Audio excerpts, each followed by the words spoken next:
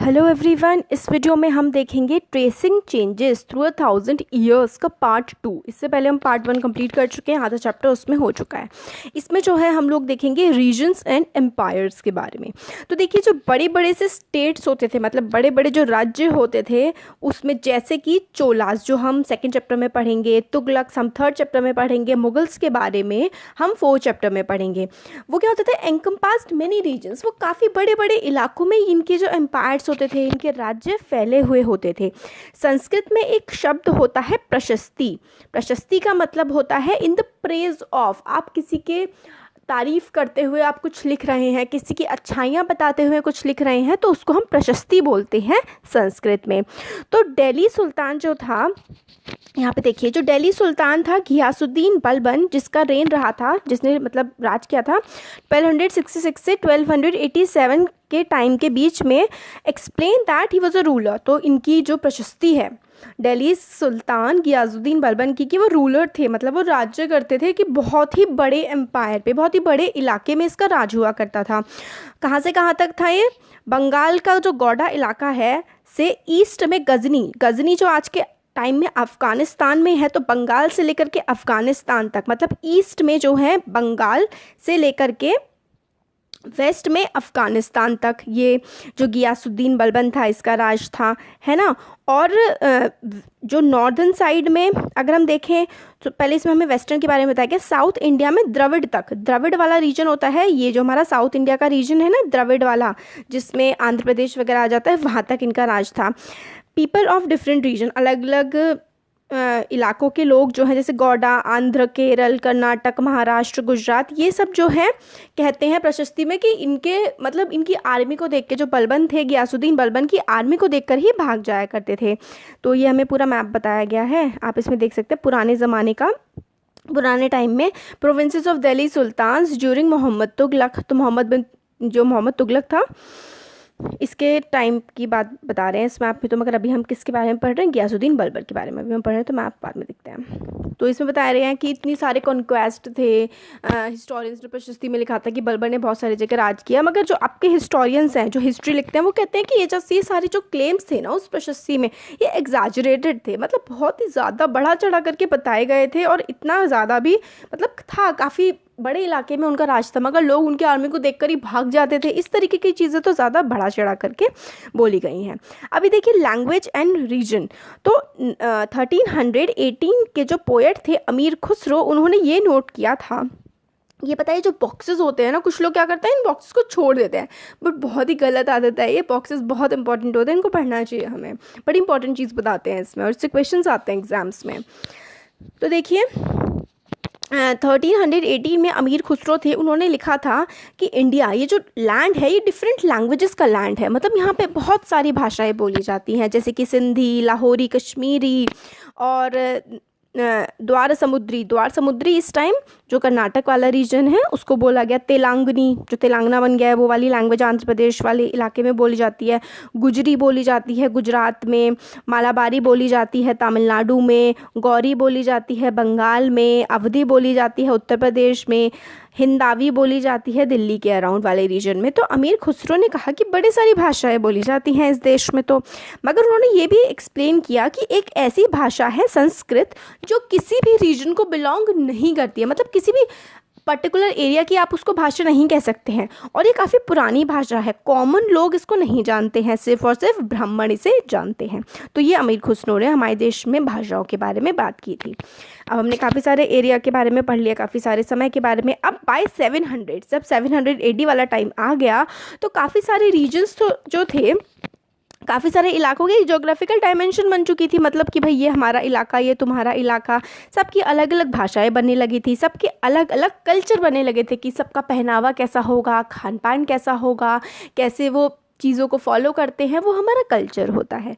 तो अलग अलग भाषाएं, कल्चर, ये सब के सब काफ़ी ज़्यादा चेंज होने लगे थे, और काफ़ी मतलब एक इस्टेब्लिश हो गया था कि भाई अगर नॉर्थ इंडिया है तो यहाँ के लोग रोटी खाएंगे चावलों से ज़्यादा, साउथ में है तो वहाँ तो आटा होता नहीं है, गेहूँ नहीं उगता है, तो वहाँ के लोग चावल खाएंगे, किस तरीके का पहनावा पहनेंगे, कौन सी भाषा बोलेंगे, ये 700 तक काफ़ी ज़्यादा मतलब पता लगने लगा था, समझ में आने लगा था कि हाँ भाई ऐसा होता है। तो हम चैप्टर 9 के बारे में इसके बारे में और पढ़ेंगे।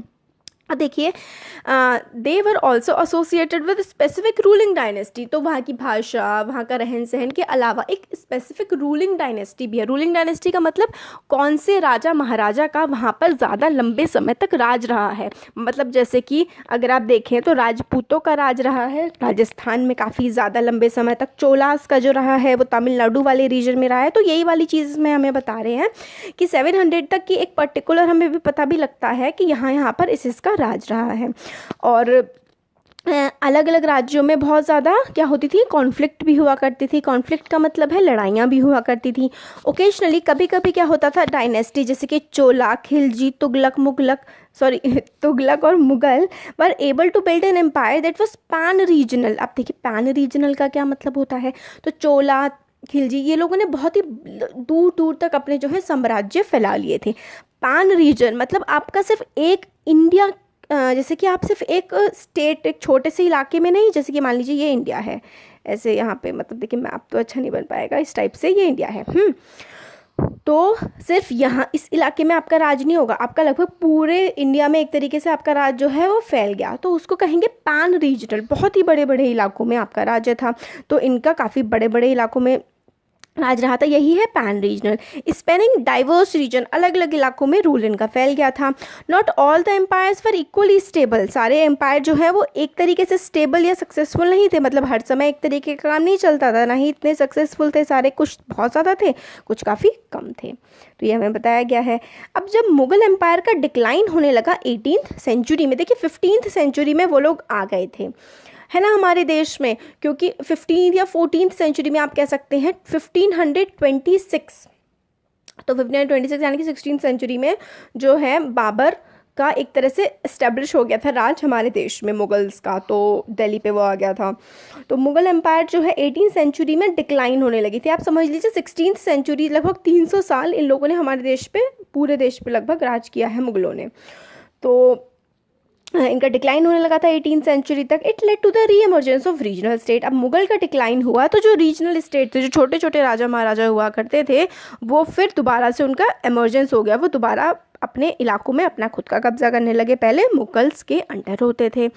फिर but years of imperial pan regional rule, मतलब इतने सालों तक, 200-300 सालों तक इम्पीरियल मतलब राजशाही, पैन रीजनल मतलब पूरे के पूरे इलाके में एक ही राजा का अधिकार चलता था, इसने ऑल्टर कर दिया था, मतलब चेंज कर दिया था करेक्टर ऑफ द रीजन। जो रीजन थे उनके राज करने के तरीके को, वहाँ के लोगों के रहन सहन को कुछ तरीके तक तो थोड़ा थोड़ा सा बदल दिया था। अब देखिए across most of subcontinent regions were left with legacies of big and small state that had ruled over them. तो अलग अलग इलाकों में लेगेसी हो गई थी। लेगेसी मतलब उनकी कि भाई वहाँ पे वो राजा इतना अच्छा हुआ करता था, उसका ऐसा रूल था, तो छोटे बड़े राजाओं की बहुत सारी हमें कहानियाँ और कहावतें ये सारी देखने को मिलने लगी थी।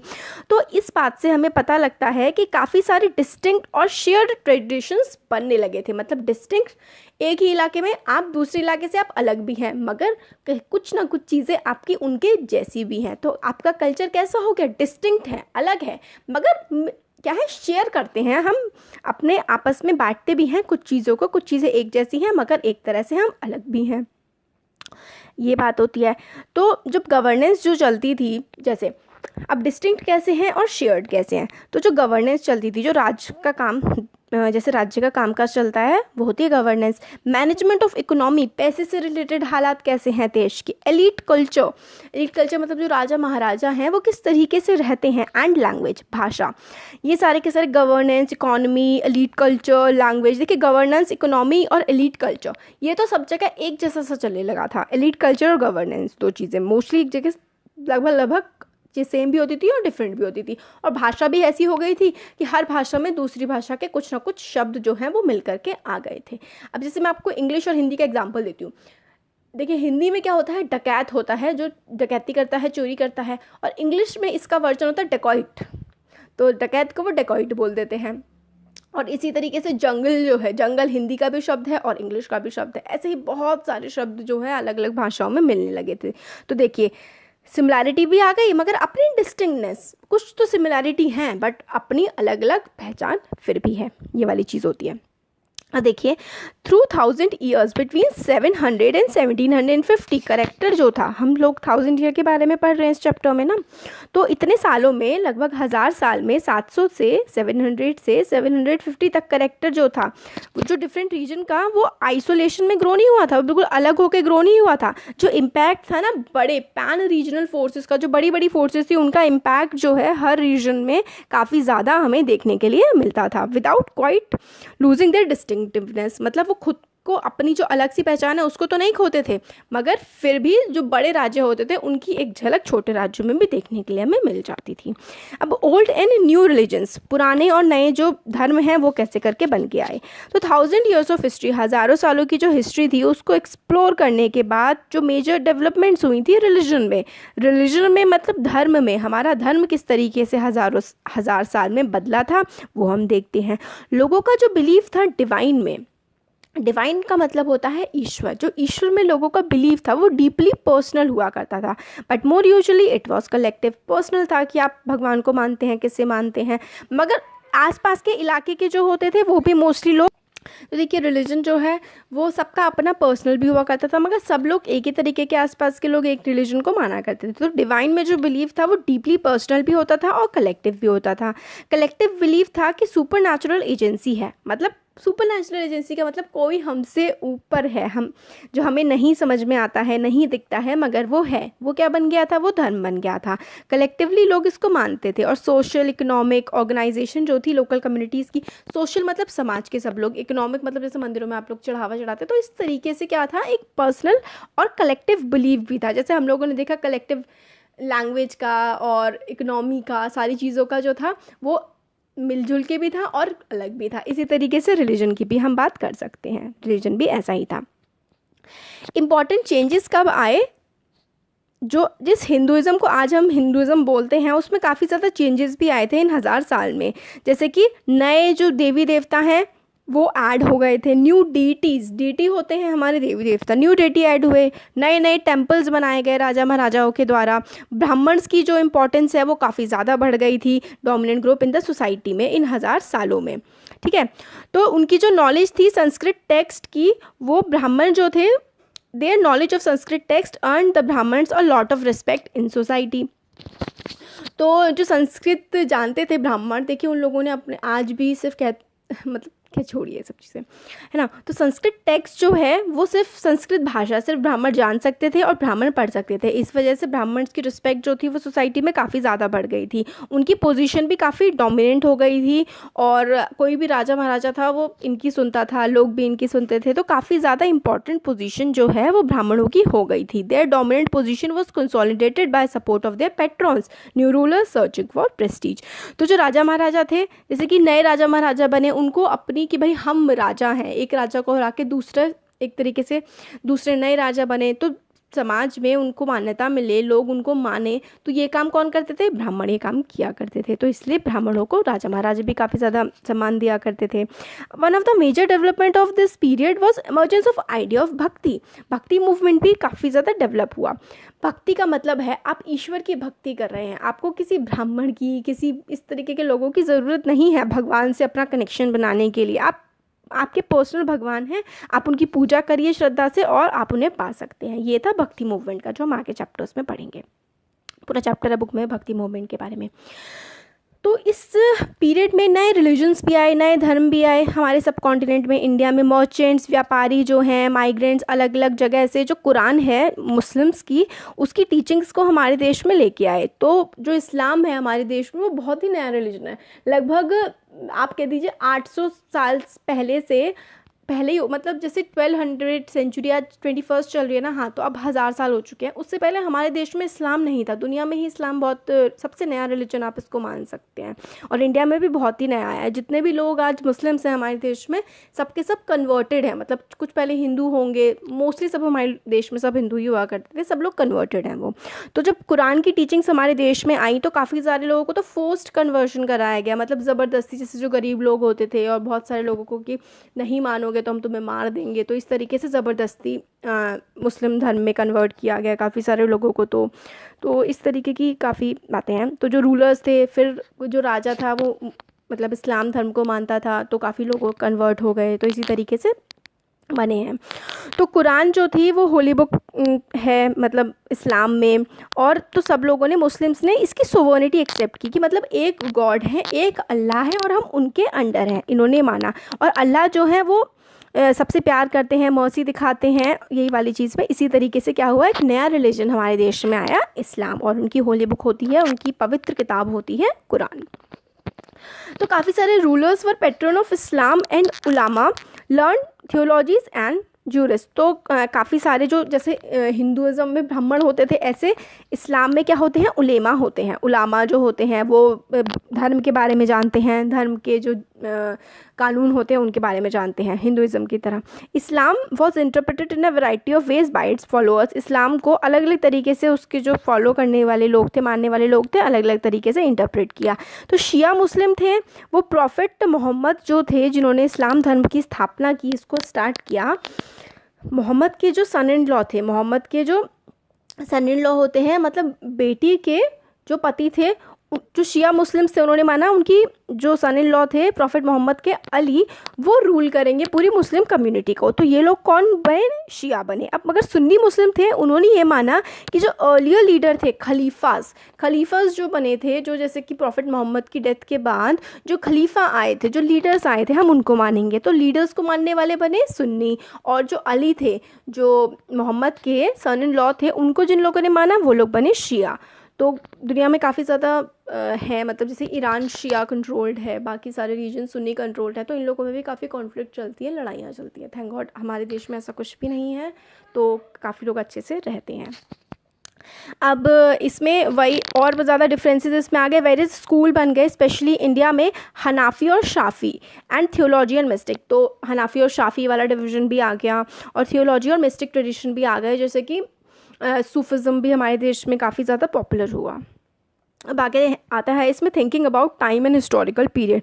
हिस्टोरियन जो है वो टाइम को ऐसे नहीं देखते जैसे घंटे बीत रहे हैं, साल बीत रहे हैं, वो एक पर्टिकुलर टाइम, मतलब एक बड़े समय में क्या क्या इंपॉर्टेंट चेंजेस हुए, क्या क्या ट्रांसफॉर्मेशन हुई, किस तरीके से आइडियाज़, बिलीव्स बदले, इन सब चीज़ों को कलेक्टिवली वो लोग देखते हैं। मतलब कैसे करके धर्म बदल रहा है, कैसे समाज बदल रहा है, उसके हिसाब से वो हिस्ट्री लिखते हैं। मिडिल ऑफ 19th सेंचुरी के मिडिल में ब्रिटिश हिस्टोरियन जो थे, उन्होंने इंडिया की हिस्ट्री को 3 पीरियड्स में डिवाइड करने की कोशिश करी, हिंदू, मुस्लिम और ब्रिटिश। मगर ये डिवीजन जो है वो अच्छा आइडिया नहीं था, क्योंकि कभी ऐसा नहीं था कि पूरे देश में सिर्फ हिंदू रूलर हो, कभी बुद्धिज़्म और जैन रूलर्स भी हुआ करते थे, बुद्धिस्ट और जैन रूलर्स। फिर सारे देश में मुसलमान शासक नहीं थे, और फिर पूरे देश पर जो है ब्रिटेन का भी कब्ज़ा नहीं हुआ। इस तरीके से क्या हुआ कि ये जो डिवीज़न था ना, हिंदू, मुस्लिम और ब्रिटिश, ये हमारे हिस्टोरियंस को पसंद नहीं आया, क्योंकि ये इकोनॉमी, कल्चर, सोसाइटी, इस सब का जो डेवलपमेंट था, डाइवर्सिटी थी, जो भिन्नता थी हमारे सब कॉन्टिनेंट की, इकोनॉमी पे, लैंग्वेज पे, कल्चर पे, इसको नहीं दिखाता है। तो हिस्टोरियंस ने इसको अच्छा नहीं माना।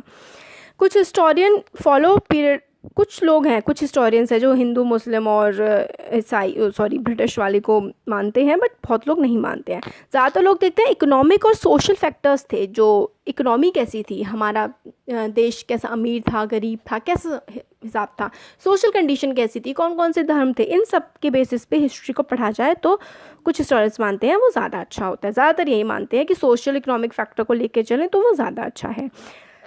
तो अब जो हम पढ़ेंगे आगे की हिस्ट्री, आगे के चैप्टर्स में हंटर गैदरर के बारे में पढ़ेंगे, फार्मर्स के बारे में, लोगों के बारे में, विलेजेस, एम्पायर्स, किंगडम, सिर्फ राजा महाराजा के बारे में नहीं, हम लोगों के बारे में भी बहुत कुछ पढ़ेंगे आगे के चैप्टर्स में।